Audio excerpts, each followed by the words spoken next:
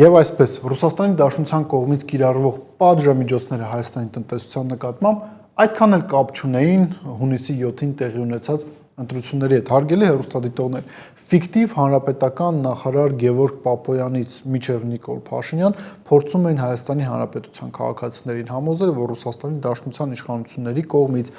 մայիսից սկսած կիրառվող պատժամիջոցները ուղիղ կապ ունեն ընտրությունների հետ, Ռուսաստանը փորձում է ազդեցություն ունենալ ընտրությունների վերջնարդյունքի վրա, այդ իսկ պատճառով է ռուսական կողմը այդ պատժամիջոցները կիրառում է, բայց հենց քաղաքացիական պայմանագիր կուսակցությունը վերահաստատի իր քաղաքական մենաշնորհը, ինչում իրեն պետք է օգներ Սերժ Սարգսյանի կողմից գրված սահմանադրությունը, այդ դրանից հետո բոլոր խնդիրները Ռուսաստանի տնտեսության, Հայաստանի եւ Ռուսաստանի միջև տնտեսական խնդիրները իրենք կլուծվեն, Ռուսաստանի տնտեսական շուկան կբացվի Հայաստանի Հանրապետության համար, բայց իրականությունը լրիվ այլ է։ Տեսեք, այս թեզը, թե Ռուսաստանը պատժամիջոցները կիրառում էր ընտրությունների համատեքստում կամ միայն ընտրությունների համատեքստում, ինքը ի բնե սխալ է շատ պարզ պատճառով, որովհետև եթե ռուսական կողմը նպատակ ունենար իսկապես ազդեցություն գործել ընտրությունների վերջնարդյունքի վրա, այդ պատժամիջոցները կսկսեին կիրառվել պայմանականորեն տարեսկզբին կամ դեռևս 2025 թվականի տարեվերջին։ Պատժամիջոցները, որոնք կիրառում է Ռուսաստանի Դաշնությունը Հայաստանի Հանրապետության տնտեսության նկատմամբ, իրենք կապված են լրիվ այլ խնդրի հետ, կապված են Հայաստանի Հանրապետության իշխանությունների ակտիվ փորձերի հետ դուրս թողել Ռուսաստանի Դաշնությանը տարածաշրջանից, հանել Ռուսաստանի Դաշնությունը Հարավային Կովկասից եւ այս գործընթացում կարևոր դեր է խաղում ֆորմալ թեկուզ, բայց Հայաստանի Հանրապետության իշխանությունների հայտը միանալ Եվրամիությանը։ Այստեղ եկեք մի փոքր ավելի երկար կանգ առնենք եւ հասկանանք ինչն է խնդիրը։ Այս հարցին պատասխանելու համար երևի ճիշտ է լսել օրինակ այսօր Ռուսաստանի Դաշնության արտաքին գործերի նախարար Սերգեյ Լավրովի կողմից արված հայտարարությունները, նա մեկնաբանում էր Հական Ֆիդանի հետ իր քննարկումը, հանդիպումը Լիդիայի հետ, հենց այդ քննարկման մասին էինք խոսում Հական Ֆիդանի եւ անդրադառնալով Ուկրաինայի պոտենցիալ անդամակցությանը Եվրամիությանը, հիշեցնենք, որ նախորդին որոշում է կայացվել Բրյուսելի կողմից մեկնարկել բանակցությունները Ուկրաինայի ԵՄ-ին միանալու վերաբերյալ, ինչ գնահատականներ է տվել Սերգեյ Լավրովը, կես կատակ, կես լուրջ ասել է, որ հաշվի առնելով Ուկրաինայի ներկա խնդիրները, Ուկրաինայի միանալը Եվրամիությանը կհանգեցնի նրան, որ Ուկրաինան իր խնդիրները կտանի Եվրոպա եւ դա կհանգեցնի Եվրամիության փլուզմանը, մյուս կողմից նա նշել է հետեւյալը, որ Եվրամիությունը ակնհայտորեն փորձեր է կատարում վերածվել ռազմականացված կառույցի եւ այստեղ Ուկրաինայի ներգրավումը իրենց անհրաժեշտ է հենց այս տրամաբանությամբ, որ իրենց կազմում լինի մի գործիք, որի միջոցով իրենք այլ պետությունների դեմ գործողություններ կիրականացնեն, այստեղ խոսքը վերաբերվում է իհարկե առաջին հերթին Ռուսաստանի Դաշնությանը, այսինքն տեսեք Լավրովի խոսքից ինչ է ստացվում, հիմա Ուկրաինայում պատերազմ է ընթանում, Ռուսաստանի Դաշնությունը ակտիվ ներգրաված է այդ պատերազմի մեջ, Ուկրաինան էլ վերածվել է մի գործիքի, որի միջոցով Եվրամիությունը կամ հավաքական արևմուտքը չմոռանանք, որ Ամերիկայի Միացյալ Նահանգները մինչ այս պահ շարունակում է ներգրաված լինել այդ կոնֆլիկտում, Ուկրաինան օգտագործում է որպես գործիք Ռուսաստանի դեմ գործողություններ ռազմի դաշտում կիրառելու համար, եւ Լավրովը ասում է հետեւյալը, որ եթե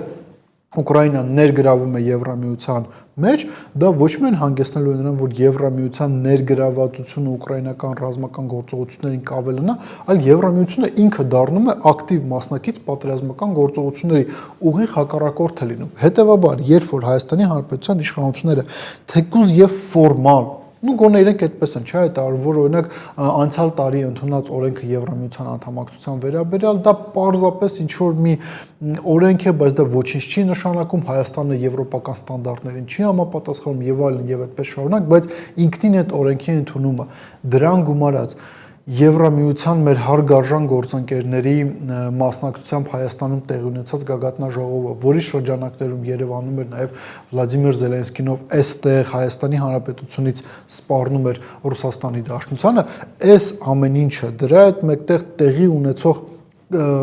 կադրային որոշակի քաղաքականության դրսևորումները, տեղեկատվական քաղաքականությունը, գետնի վրա որոշակի քայլերը, որոնք իրականացնում են Հայաստանի Հանրապետության իշխանությունները, Ռուսաստանում մտավախություն չէ, արդեն հստակ պատկերացում է ձևակերպել, որ Հայաստանի Հանրապետության իշխանությունները փորձում են Հայաստանը միացնել մի կառույցի, որը նպատակ ունի պատերազմել Ռուսաստանի Դաշնության հետ, հասնել Ռուսաստանի Դաշնության ռազմավարական պարտությանը, այսինքն դու ինչքան գնալու ես ֆորմալ լինի, ֆորմալ չլինի։ Մենք օրինակ շատ ենք չէ խոսել այն մասին, որ Եվրամիության ուղին Հայաստանին տանելու է դեպի թուրքական աշխարհ, բայց ինքնին այդ ուղու վրա կանգնելը արդեն Ռուսաստանի Դաշնության համար ռազմավարական վտանգ է ներկայացնում, եւ ինչքան Հայաստանի Հանրապետությունը շարունակի ինտեգրվել այդ կառույցներին, ինչքան Հայաստանի Հանրապետության իշխանությունները որոշումներ կայացնեն, խաղաղապահ զորավարժություններ իրականացնել Հայաստանում ՆԱՏՕ անդամ պետությունների, Ֆրանսիայի, Հունաստանի, Ամերիկայի Միացյալ Նահանգների մասնակցությամբ, այդքան ռուսական կողմի մոտ էգզիստենցիալ գոյաբանական վտանգները, որոնք իրենց թվում է, որ գալիս են Հայաստանից, այդ մտայնությունը ել ավելի է խորանալու։ Հետևաբար, այս պատժամիջոցները իրենք շարունակվելու են։ Հենց դրանով է պայմանավորված, որ ռուսական կողմը անդադար ասում է, որ Հայաստանում պետք է հանրաքվե տեղի ունենա Եվրամիության կամ Եվրասիական տնտեսական միության անդամակցության վերաբերյալ։ Ընտրություններ լինեն, չլինեն։ Նիկոլ Փաշինյանը ինքն իրեն հռչակի հաղթող, թե չգիտեմ Վահագն Ալեքսանյանը ինքն իրեն հռչակի հաղթող, Նիկոլ Փաշինյանը իր քաղաքական հակառակորդներին դատապարտի, Նիկոլ Փաշինյանը խուզարկություններ անի, տարբեր մարդկանց նստացնի, փորձի դրանով ինչ-որ բանակցությունների մեջ մտնի Ռուսաստանի Դաշնության հետ։ Այս ամեն ինչը գլոբալ ոչինչ Ռուսաստանի քաղաքականության մեջ չի փոխելու, որովհետև իրենք հստակ դրել են հարցը, թե Հայաստանը ինչ ուղով է ընթանում եւ արդյոք Հայաստանը Ռուսաստանին դուրս է մղում Հարավային Կովկասից։ Իսկ այս հարցի պատասխանը իրենց ընկալմամբ ուղիղ շահկապված է Եվրամիության ուղու հետ։ Եվ վերջում եւս մի կարևոր նրբերանգ, տեսեք,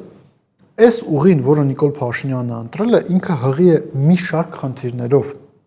Ամենատեսանելից մեկը այս պայդրությամբ տնտեսականն է, որքան էլ ֆիկտիվ հանրապետական նախարար Գևորգ Պապոյանը եւ այլոք փորձ են Հայաստանի Հանրապետության իշխանությունները Հայաստանի Հանրապետության քաղաքացիներին համոզեն, որ օրինակ դե մենք Ռուսաստան վաճառում ենք տարեկան 90 միլիոն հատ ծաղիկ, իսկ հիմա մենք Լատվիա, Նիդերլանդներ, Ուկրաինա վաճառել ենք 20,000 ծաղիկ, մեր խնդիրները լուծվելու են, իրականությունը լրիվ այլ է։ Իրականությունը մասամբ։ Այսօր օրինակ ներկայացրեց Կենտրոնական բանկի